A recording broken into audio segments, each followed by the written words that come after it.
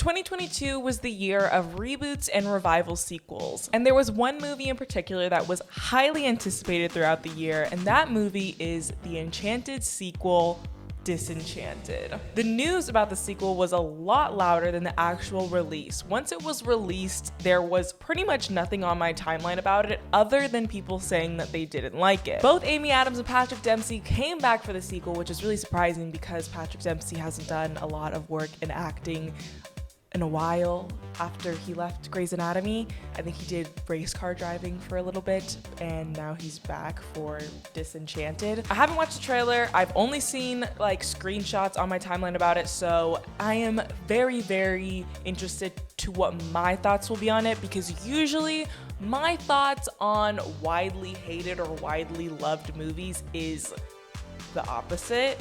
So we'll see if I like it or not. And really quickly before we get into this, I will be cutting out all the songs or muting them. Either listen to the soundtrack or watch the movie on its own before you watch this commentary. It'll make a lot more sense. If you didn't watch the movie, you're probably gonna be really confused, but I will be doing an in-depth review on every single song because that is super important, especially because the first songs from the first movie are decadent. They are delicious. They are simply masterpieces, and I highly recommend you guys go watch my Enchanted video. I'll have a link up here on one of the sides. I'll have a link in the description. I did it a long time ago. I think it was either like 2 or 3 years ago that I did my first Enchanted video, so make sure you guys go check it out. You're probably not gonna like it, but make sure you guys go check it out. Father to speak of, the baby was raised by the animals, who loved her as one of their own. And her An orphan? was Giselle. I didn't know Giselle was an orphan. I know that change can be scary, but it can also be exciting. There's our girl. There's our favorite person in the entire world. I can't ever meet or know anything more about Amy Adams because it's gonna ruin my perception of her. But Giselle's not a vegan. I literally just thought of that. Like, she literally ate meat in the first movie, I think. She ate a hot dog, but she's a friend of the animals. She's not. Morgan, no speeches if we're gonna do this. Let's just go. So basically, Morgan is just a problem in every movie. In the first movie, she's like, let's bring this princess home with us. In the second movie, she's like, I don't want to move. It's like, you gotta make up your mind and be somewhat of a good character. Let's start our new life. I don't think Patrick Dempsey is cute in any other project except for Enchanted. Like in the first Enchanted and right here, he looks so fine. But if you put him in any other scenario, like in Grey's Anatomy, I thought he was so ugly. Like maybe it's just his character in Grey's Anatomy that turns me off, but he looks so fine in this movie. You make me so angry.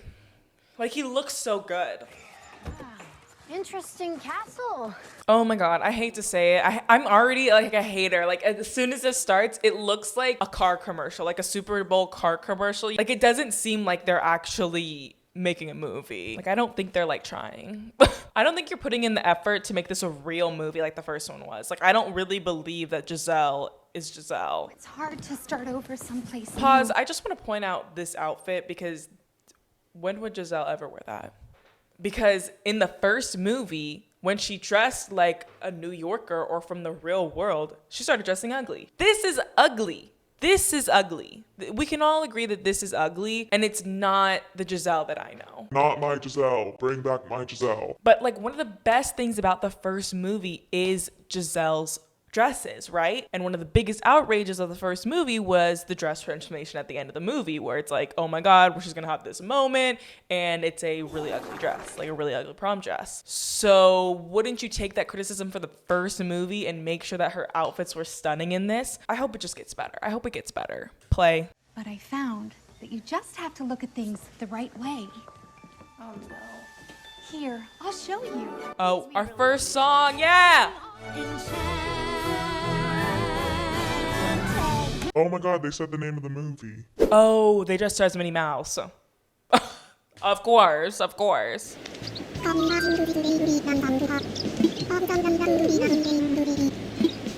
Pause. I'm not even gonna comment on the song, but I can already tell what type of movie this is gonna be. It is going to be filled, which the first one was as well, but this is going to be reference after reference of classic Disney princess tales.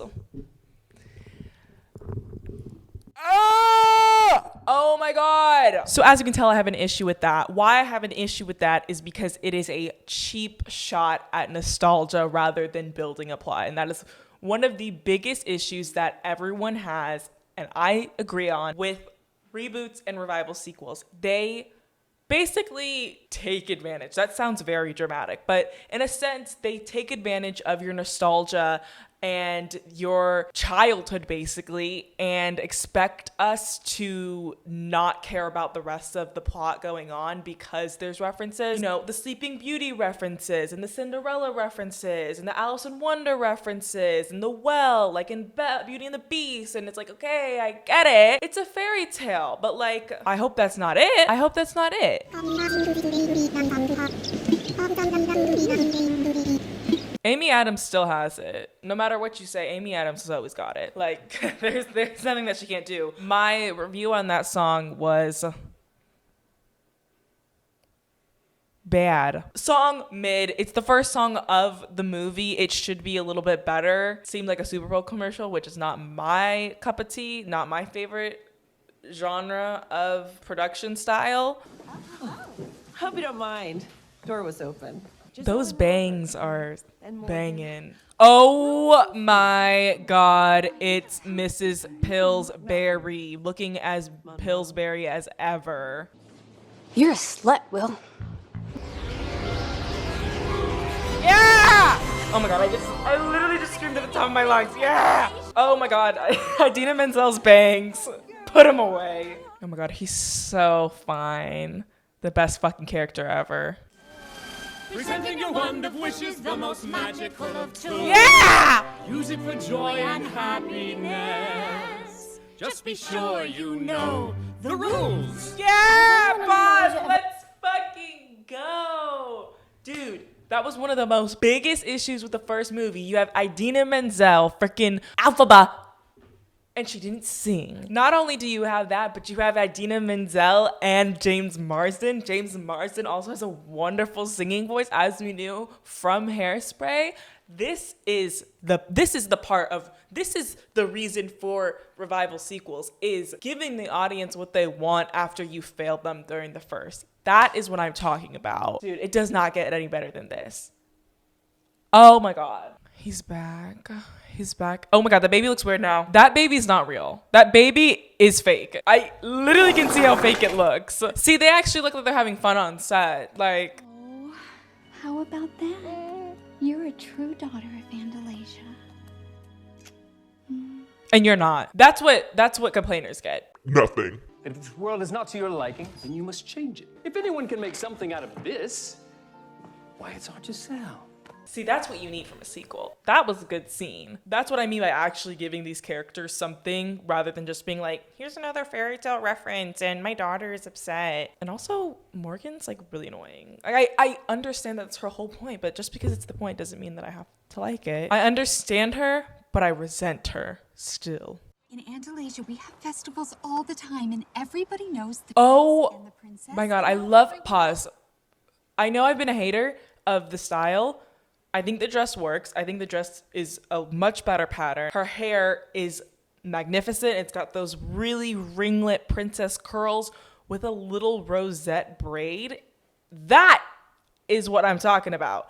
That's what I mean by elevating what you've already had. You have so much great source material. This is the Giselle, modern day Giselle. This is grown up Giselle. And this scene of her doing this is good. Like that, like it fits the character. I also don't know how she's been there for. Do you think they consider? I just had a thought, and I don't know if this is gonna come off rude or like, but this is a genuine question for the storyline of Enchanted. What about Giselle's identification? Is she considered like an illegal immigrant because she has no identification? Why didn't I ever think about that before? I mean, why would I think about that before when I was watching Enchanted? Why would I think about her being an immigrant? Well, oh no, she's definitely not. She's not illegal. She literally got her green card when she married him.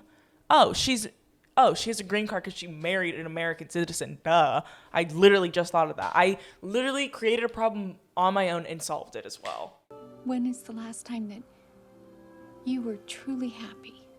Well, It's not that I'm unhappy. It just sometimes I wonder if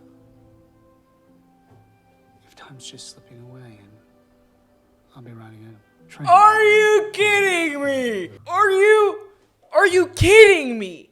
Are you actually kidding me? Oh my god, I have so many complaints about that. Dude, oh, are you kidding me? Are you kidding me?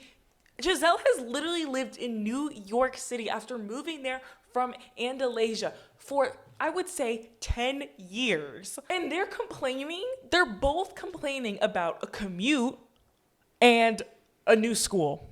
He's like, I don't know if I don't know the last moment of true happiness. You had a baby about like 6 months ago. What are you talking about? That baby is so young. What do you mean? What is your last moment of true happiness? You have a newborn baby. Are you kidding me? Oh my god. Everyone in this movie sucks except for Giselle. Okay? Morgan, We if live you want to here be mad, you be in mad this at me. But stupid you do town, not and talk I to your hate mother it, okay? like that. My mother? Mm-hmm. She is not my mother. She's my stepmother. That's all she'll ever be. Pause. She's nasty. She is nasty. She might as well have just called her a bitch. She literally might as well have just called her a nasty bitch. Because why would you say like that? Because that obviously, to Giselle, that's like the worst thing. And just call your dad a dick or something. Like, your dad is a dick. Call him that. She's the worst character of this movie. She's the worst character of this movie. Pissing me off left and right. Play. This song is at the top of the list of this movie right now. It just ranked number 1. Number 1, this song. Number 2, James Marsden and Idina Menzel. Number 3, that first song, because I don't really understand what that song was, and I didn't like it. It was just a knockoff. It was a knockoff of a Happy Working song, and I'm going to stand by that. We finally got some emotion from her. I love it. Adding new things to a character that we haven't seen before.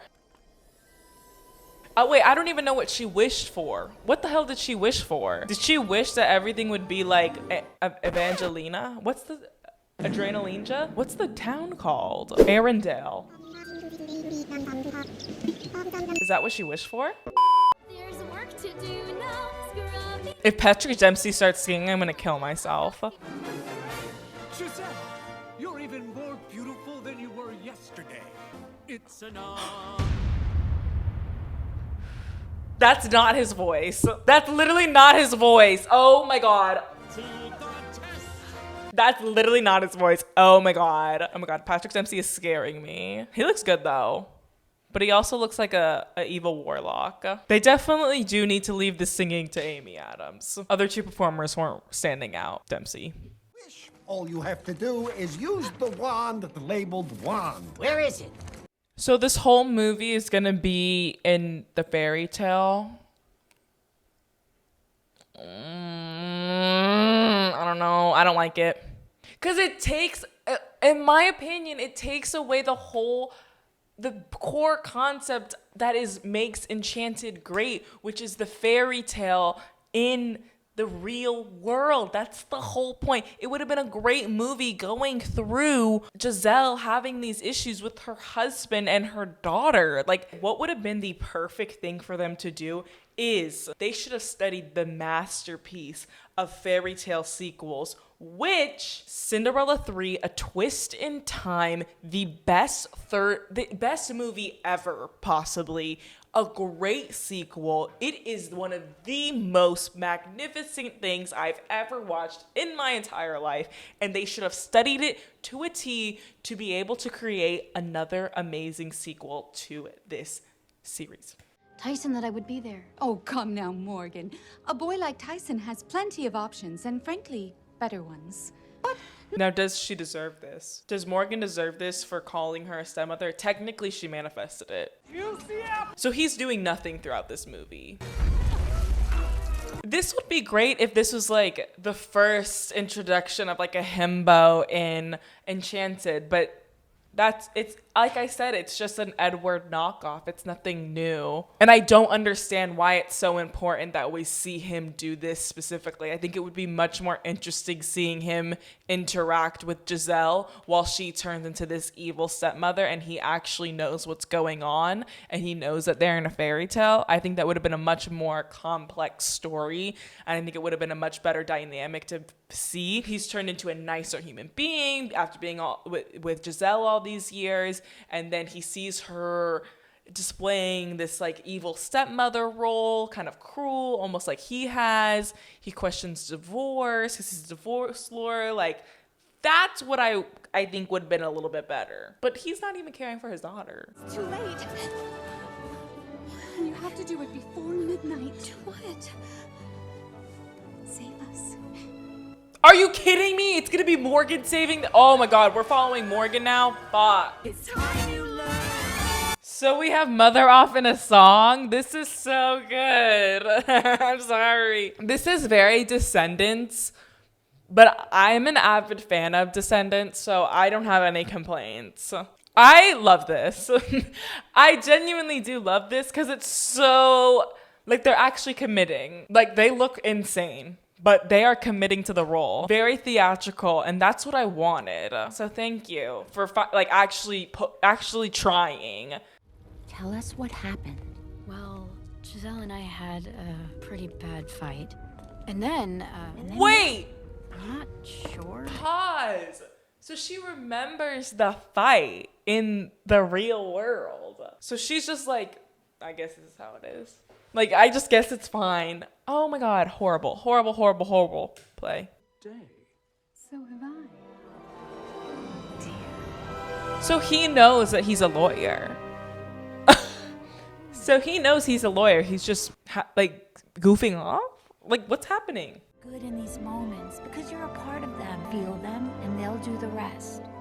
Memories are magic. They said, we are not doing another movie without at least 3 Idina Menzel tracks. There's nothing else paying for the movie. Come on, guys. They literally just locked Idina Menzel in a studio and made her sing.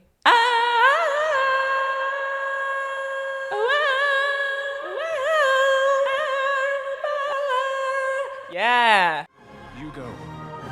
Someone needs to stay behind to protect our world. Fuck you. Fuck you. Fuck you. Fuck you. Fuck you. Because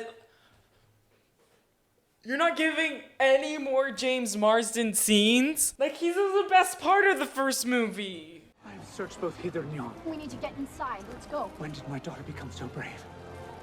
Now we save Giselle. Time to be heroes. What an insignificant role he plays in this movie.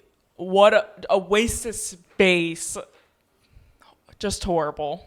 Useless garbage. No! Giselle, no! That's what the writers did to Pastor Dempsey's lines. Oh, what the heck is going on around here? Giselle?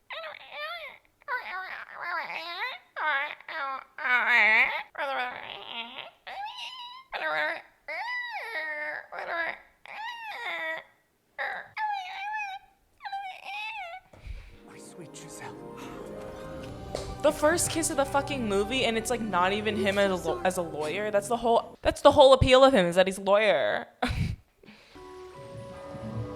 Oh my god, are you kidding me? Is he gonna fucking die? Something horrible is gonna happen if he dies. Because you were my daughter, Morgan. And I'll tell you how I absolutely know. How I absolutely know you are my real daughter, even if you are my real daughter. Where you can grow and thrive. Just make the wish. Your husband and your boyfriend are literally holding the gears apart right now. Just make it. Make it. Just try. Just try. No.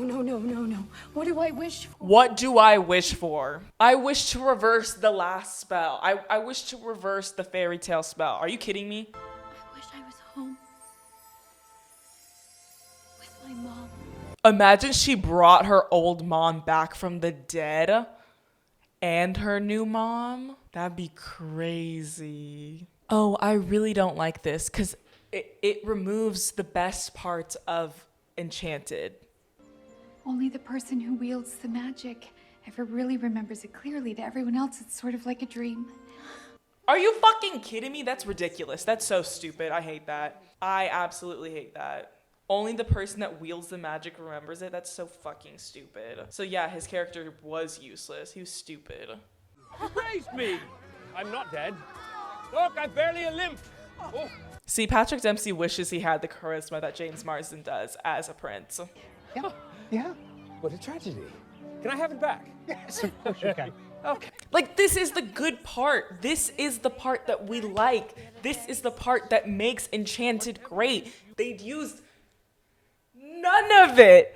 They used none of it. This is the part that people like about the fucking movie. I am filled with rage because these Giselle and the fairy tale characters facing the real world that is the suburbs or New York City or a family vacation, that is the appeal of Enchanted. Their love story, their wedding, their love story is the appeal of the movie. It's the appeal of it all. And you removed every single part of it and just made it into another fairy tale retelling. And it has no charm. You remove all the great parts of Giselle's character and you just make it into this, like, she was taken over by the evil. Like, oh my God, it's just... You were useless. You were fun. James Marsden, Idina Menzel, not used enough in my opinion. God. I am so disappointed. Today's video is sponsored by Raycon. Raycon's wireless earbuds, headphones, and speakers have premium sound quality and up to a 54-hour battery life. With the holidays coming around, everyone knows that it is never as picture perfect as you plan for it to be, no matter how early you start buying gifts, no matter how big of a plan you have in place, things don't go accordingly. With the help of Raycon, it takes off the stress. Raycons are the perfect gift this holiday season. Who doesn't love a great pair of wireless earbuds, headphones, or even a speaker? I've already given people Raycons in my life. I've given them to some of my family members and they have loved them. Hopefully my dad's not watching this, but I'd probably give a pair of Raycons to my dad because no matter what time of day it is, no matter how close the phone is to his face, that volume will be on 100. I don't know what's going on, but I think he would benefit.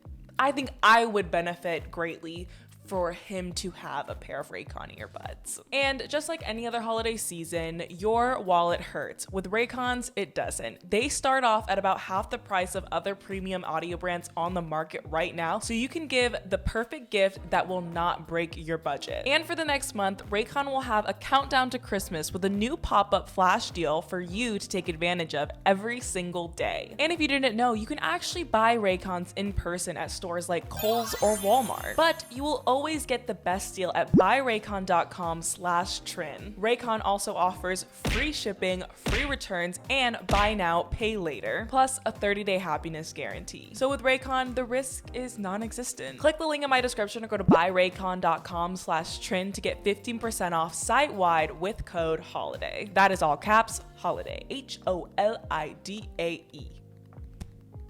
HOLIDAY. Holiday. Yeah. Thank you, Raycon, for sponsoring today's video. I am so disappointed. I can already sense that people are gonna say I'm like literally being so dramatic, and I am, but that was really disappointed. Oh my God. And the overall conclusion, it tears away everything that you love about the first movie. It just goes off of nostalgia-based stuff, a cheap shot plot that doesn't really build off of anything from the first movie. The whole character arc of Patrick Dempsey's character is completely wiped away because he doesn't remember anything that happens in the fairy tale world. Him being himself in the fairy tale world and actually remembering it would have been a much better choice plot-wise. It wouldn't make sense with the magic, but it would make sense for the benefit of the plot and the benefit of the entertainment to have that contrasting a storyline, and to see him have to jump into her world and actually like not know what to do in the ways that she struggled in New York. Oh, I'm sad. I am actually really sad. It seems like they watched a trailer for Enchanted and that's all they knew of the movie. It's like they didn't even watch the original, and that is what is so disappointing. And that's why I feel like all of these revival sequels end up being is just a lack of understanding of the appeal of the original movie. They understand the story and they understand what happens, and they try to approach it as just a sequel and just like, oh, well, we're just gonna do a different plot, have these characters go different ways, but they don't write the characters the same. They remove all the charm and the draw to all these characters, and then that's why they end up being so shitty. Let me know what you guys thought of this. I'm really excited to hear what you guys have to think. Also, make sure you guys go check out my merch. It's a great holiday gift. It's on my site right now, link will be in the description. I'll see you guys next time. I hope you like this video. Bye.